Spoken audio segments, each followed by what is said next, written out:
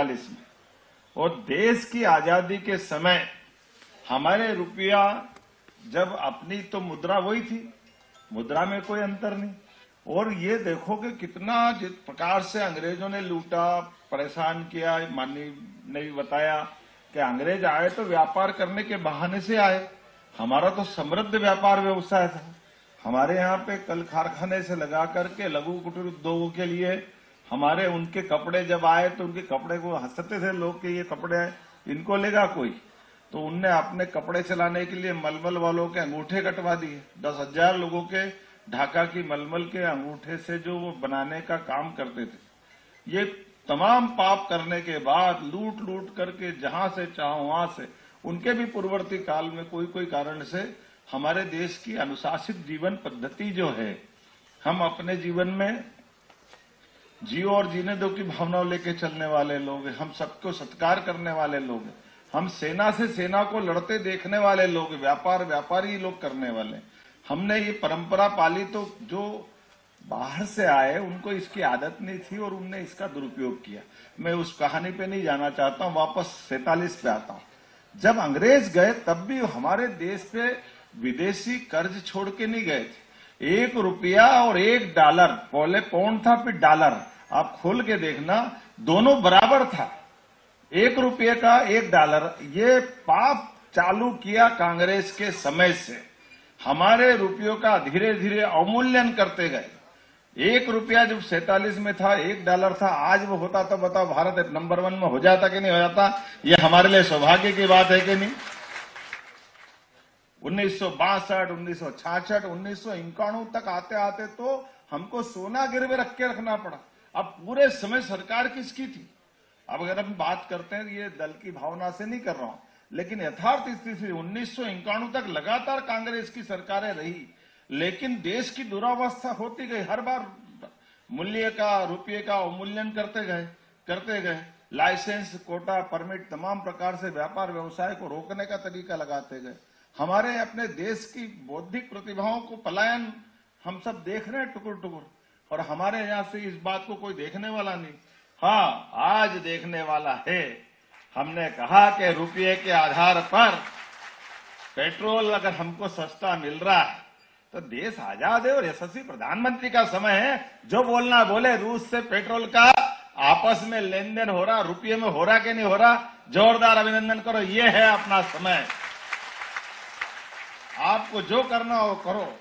हमारे अपने देश के अंदर किसानों के दाम, किसानों की फसल, किसानों का बाजार, किसानों की कठिनाई, सबको सामने रखते हुए कोई एग्रीमेंट नहीं होगा किसी से। यह है मोदी जी की सरकार, किसानों के लिए, मजदूरों के लिए, व्यापारियों के लिए, जीवन के सब क्षेत्रों के लिए। हम में से कई सारे लोग इनकम टैक्स को भी जानते हैं। इनकम टैक्स में कितने समय में कितना बदलाव आ गया, कहा नहीं। तो हम में से कई सारे, मैं भी उसमें से था। भाई साहब माफ करना कि मैं अपना व्यापार व्यवसाय करता था, तो हमको वकील के इनकम टैक्स में जाते थे तो समझ में नहीं आता था उससे क्या बोले। वो छोटी मोटी छूट में काम चला लेता था। उन्होंने कहा भैया बस यही चलाओ। हम लोग 1 नंबर का धंधा करना मतलब कांग्रेस के शासनकाल में अपराध करने के बराबर है। कैसी झंझट थी। आज डंके की चोट इनकम टैक्स वाला कौन फाइल निपटाता पता ही नहीं चलता। वो कंप्यूटर में उधर बैठा, इधर दूसरे की फाइल निपट रही।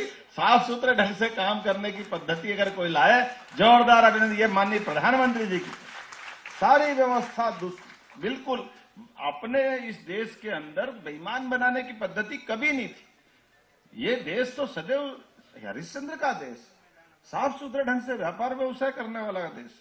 छोटी छोटी बातें धर्मादय के आधार पर 1947 के पहले उसको भी अकाउंटिंग में मान्यता थी कि आप अपनी चवन्नी दान करोगे तो ये परमार्थ के काम में जाएगी। इसमें गलत नहीं होता था। गौशालाएं चलती थी, स्कूल चलते थे, हॉस्पिटल चलते थे।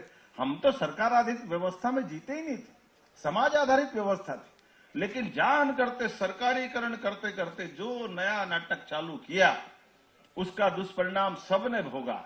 और ऐसा लगा कि सच्चे अर्थों में पहले अटल जी ने गांव गांव तक प्रधानमंत्री सड़क देकर के शुरुआत की, जोरदार अटल बिहारी वाजपेयी जी के लिए। और 1977 में भारत के विदेश मंत्री दुनिया के सामने जाकर के संयुक्त राष्ट्र संघ में हिंदी में भाषण दे करके भाषा को गौरवान्वित करते। हमारे अपने अतीत के गौरवशाली पृष्ठ से जुड़कर देखने की जो पद्धति चालू हुई, वही तो स्वदेशी का परिणाम है। भगवान राम के नाम पे राम राज्य की कामना करने वाले महात्मा गांधी आजादी के बाद कांग्रेस ने राम जी से दूर कर दिया। अब जय जय श्री राम भी अगर हुआ तो हमारे अपने प्रधानमंत्री जी के कारण से हुआ है। अयोध्या का धाम जगमगा रहा। ये स्वदेशी का भाव, खाली ये जिस व्यवस्था को हम जानते हैं ऐसे में वो घर घर सूत से बनने वाला धागा, धागे से बनने वाला कपड़ा, कपड़े से अपनी स्वदेशी की भावना कई सालों से हमारी पहचान थी। आज बदलते दौर में, आज जैसा समय चल रहा है, हमारा तो कॉटन के पुरानी मिलें, जिनिंग प्रेस, ये सब कितनी गौरवशाली थी। आजादी के पहले के कारखाने थे, एक एक करके सब दूर ताले लगते गए। और भाई साहब ये भोपाल वाले तो और प्रधानमंत्री जी का धन्यवाद देना चाहते। वो 40 साल का कलंक था। जब भी खोलो भोपाल देखो गूगल पे, एक मरा बच्चा आंख खोल के उसमें सोया दिखता था, डरावना चिन्ह था। ये भोपाल में गैस कांड का बच्चा बहुत सुंदर सब कुछ है, लेकिन ये जो आंख खोल के देख रहा है, ये आंख कांग्रेस की खुलना चाहिए। हमने तो उस कलंक मिटाने का काम प्रधानमंत्री जी की मौजूदगी के माध्यम से पहली बार GIS भोपाल में करा करके इस राजधानी को गौरवान्वित करने वाला काम हुआ कि व्यापार, व्यवसाय, व्यवस्थाओं के आधार पे सरकार राजधानी को भी गौरवान्वित करेगी।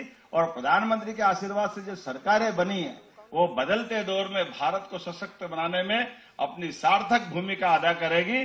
भोपाल सबसे पहले खड़ा रहेगा, राजधानी होने के नाते से पूरा राज्य खड़ा रहेगा स्वदेशी के भाव के लिए। आत्मनिर्भर भारत के माध्यम से आत्मनिर्भर मध्य प्रदेश बनेगा तो निश्चित रूप से आत्मनिर्भर भारत हम सबके लिए गर्व से 56 इंच का सीना प्रधानमंत्री के साथ साथ हम सबका भी होगा। आज के इस अवसर पर आपने ये जो हम सबको स्वदेशी का संकल्प कराया, आपकी उपस्थिति से हमारा उत्साह और चौगुना हुआ।